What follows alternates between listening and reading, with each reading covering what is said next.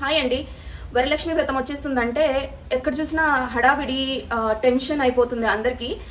అయితే సెలబ్రేషన్స్ ఎట్లా చేసుకోవాలి, డెకరేషన్స్ ఎట్లా చేసుకోవాలి, అమ్మవారికి ఎలాంటి చీర కొనాలి, ఎంత డబ్బు పెట్టి చీర కొనాలి, వాళ్ళు ఇలా చేస్తున్నారు వీళ్ళు అలా చేస్తున్నారు, అంతకంటే గ్రాండ్గా మనం చేయాలి, ఇవే వినిపిస్తున్నాయి, ఇవే అబ్జర్వ్ చేస్తున్నాను. కానీ శ్రావణ మాసము శుక్రవారము వరలక్ష్మి వ్రతము, అమ్మవారికి పూజ చేసుకోవాలి, అమ్మవారికి వాయనం పెట్టాలి, అమ్మవారిని ఆహ్వానించాలి, ఇంటికి అమ్మవారి బ్లెస్సింగ్స్ తీసుకోవాలి, అమ్మవారిని సంతోష పెట్టాలి అనే భక్తి, శ్రద్ధ, నమ్మకం నాకు ఎక్కడ కనిపిస్తలేదు. ఎవరో కొంతమంది అంతే.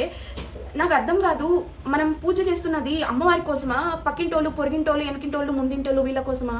కాదండి. వేరే వాళ్ళతో కంపేర్ చేసుకొని మీ స్తోమతకి మించి మీ బడ్జెట్కి మించి వెళ్ళి చీర కొని డెకరేషన్స్ అని చెప్పి ఆడంబరాలకు వెళ్ళే కంటే మీకున్న దాంట్లో ఇల్లు వాకిలి కడుక్కొని తులసి కోట దగ్గర పూజ చేసుకొని రంగోలి వేసుకొని గడప క్లీన్ చేసుకొని గడప పూజించుకొని ఇంట్లోకి వచ్చి మంచిగా కలశం పెట్టుకొని కలశానికి పూజ చేసుకొని అమ్మవారిని ఆహ్వానించి వీలైతే అమ్మవారికి చీర పెట్టండి, తాంబూలం ఇవ్వండి.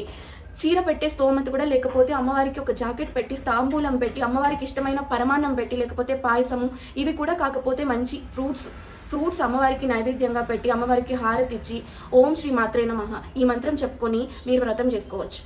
అండ్ మీకు పూజ అయిపోయిన తర్వాతనో ఈవినింగ్ ఎవరికైనా 5 మందికి 9 మందికి మీరు కుంకుమ ఇవ్వాలి అని అనుకుంటే ముత్తైదులను పిలిచి కుంకుమ ఇవ్వచ్చండి.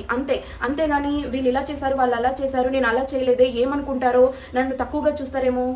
మనం ఇక్కడ సంతోష పెట్టాల్సింది వాళ్ళని వీళ్ళని కాదండి, అమ్మవారిని. అమ్మవారు సంతోషపడితే మనకు అన్నీ ఉన్నట్టే.